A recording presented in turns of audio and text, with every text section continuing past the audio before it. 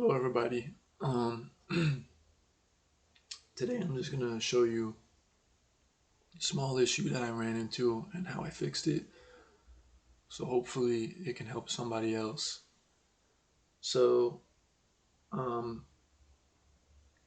use UltraVNC and TightVNC to remote into my laptop just for convenience sometimes, or when I want to do certain things with it or record the screen because it's easier than doing it from the laptop because the laptop's hardware is really old. But by default, I have shortcuts to open UltraVNC and TightVNC, but when I save, my default VNC handler was UltraVNC. And if you're familiar with VNC, you can save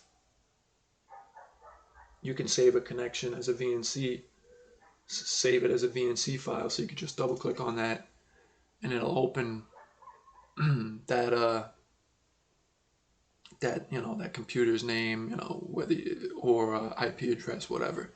You could save it to a file. So then when you go to open that VNC file, and your default handler is gonna open it up. In my case, it was UltraVNC, and I wanted to change it to TightVNC, which I did. Here's the reason I did it.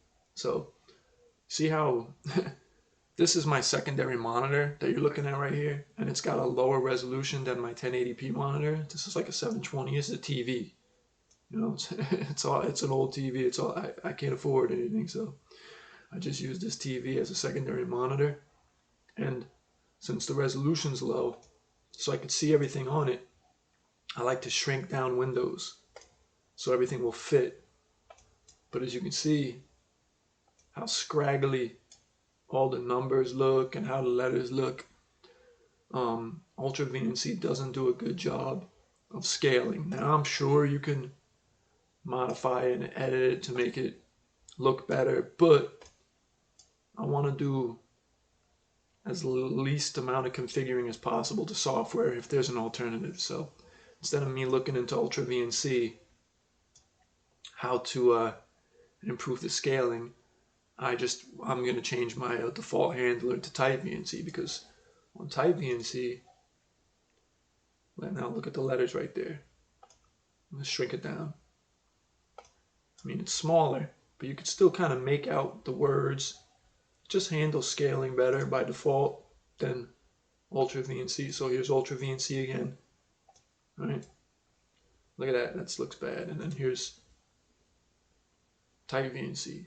You can see the time and the date better. Look at, compared to UltraVNC, how bad it looks. Let me see if I can make them both a little bit bigger. Let's get UltraVNC bigger. I mean, it still looks a little messed up. And yeah, TightVNC looks very clear. So yeah, I'm gonna use TightVNC as my default VNC file handler. But when you try to, and this is where I'm finally getting to the point of how to help people who've run into the problem, right? If you go to open a VNC file and you get this error from TightVNC, error in TightVNC viewer, the connection parameters, host, port, socket, gates is empty. For me, I just went into regedit and I did a search for TightVNC, and I found it here. Now, for some people, apparently, I don't know if it's their OS or their OS version, that's located in another place. But for me, that was the location for me.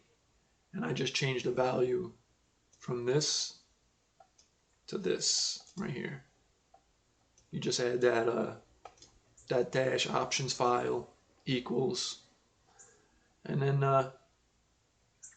your VNC files will open properly without an issue with TightVNC. So if anybody's run into that problem before, hopefully this helps somebody. Yeah, thanks for watching. Till the next issue.